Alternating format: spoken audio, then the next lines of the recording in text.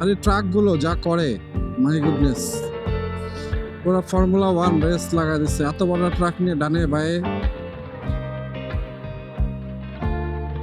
গোমতী সেতু পার হচ্ছি।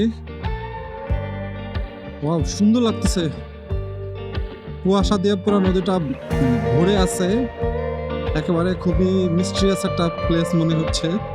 অনেকদিন পরে পারা যাচ্ছি, এক্সাইটেড ফিল করতেছি।